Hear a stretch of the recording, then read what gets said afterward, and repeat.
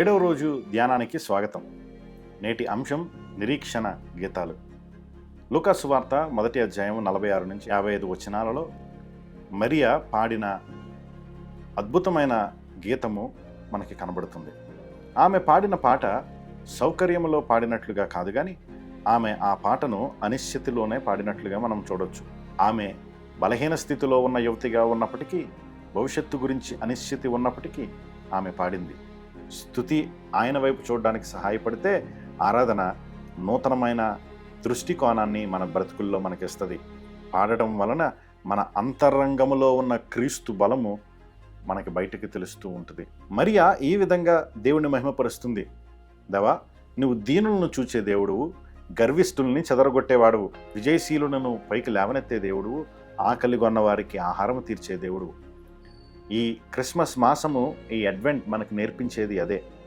ఆరాధన అనేది మంచి రోజులకే పరిమితమైన ప్రతిస్పందన కాదు, కానీ అది మనము అన్ని దినములలో చేసే విశ్వాస చర్య. నీవు కష్టములో ఉన్నప్పటికీ పాడితే పరలోకము దానిని వింటది అనే మాటను నువ్వు జ్ఞాపకం చేసుకోవాలి. ఈ ఉదయము ఇంకా మన దినచింతలు మనతో మాట్లాడకముందే నీవు ఆరాధనలో లేవాలి. మన భావాలను వ్యక్తపరచడము మట్టుకే కాదు, మనలో ఏర్పడాలనే ఆయన స్వరూపమును కోసము మనము దేవుని స్తుతించాలి.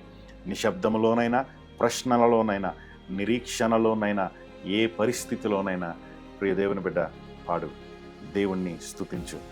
నేడు ఎవరైనా నీ జీవితంలో ఉన్నవారు నిరాశలో ఉంటే వారికి ఈ నిరీక్షణ గీతాన్ని పరిచయం చేయి. విజయశీలులను లేపి గర్వపు సింహాసనములను దింపి తన ప్రజలను జ్ఞాపకం చేసుకునే దేవుణ్ణి మనము హృదయమంతటితో ఆరాధించాలి. ఇదే ఈ దినము మనం నేర్చుకునే సత్యం. అద్భుతము ఇంకా జరగకముందే మనము నోరు తెరిచి ఆయన పాటను పాడాలి. ఈ మాటల్ని నాతో పాటు ఆలోచించమని మనం చేస్తున్నాం.